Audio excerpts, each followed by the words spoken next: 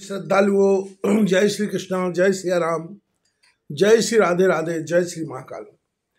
जब भीमसेन की हनुमान जी से मुलाकात हुई, हनुमान जी बंदर रूप में थे और भीमसेन ने हनुमान जी को कहा,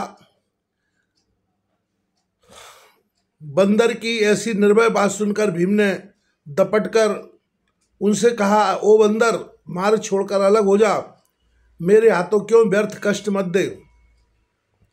बंदर ने कहा, हम वृद्ध हैं, उठा नहीं जाता, इससे तुम मेरी पूंछ पकड़कर खींच दो, तुम्हारा मार्ग साफ हो जाएगा।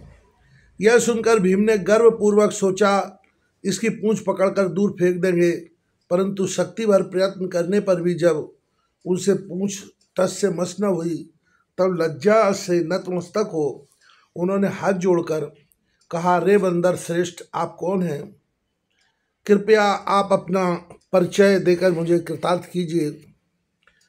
तब बंदर ने प्रसन्न हो कहा, मैं हनुमान हूँ, भगवान श्री रामचंद्र जी के बरलाभ से चिरंजीवी हो चिरकाल से यहाँ रहता हूँ।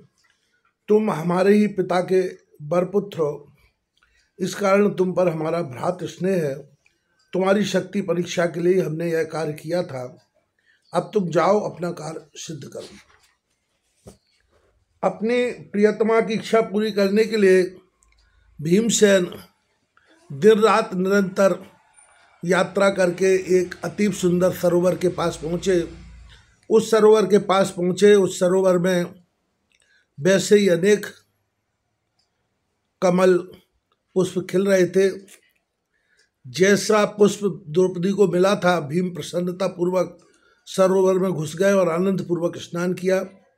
सरोवर के रक्षक भीमसेन से लड़ने लगे, तब उन्होंने उनमें से अनेकों को मार डाला। कुछ भयभीत हो वहां से भाग गए। इधर युधिष्ठिर ने वहां भीम को न देख व्याकुल हो द्रौपदी से पूछा, भीम कहाँ है? द्रौपदी ने कमल पुष्प की कथा कह सुनाई। इस प्रकार भीम के जाने से युधिष्ठिर बड़े उद्विग्न हुए। वे सबके साथ भीम को खोजने चल दिए।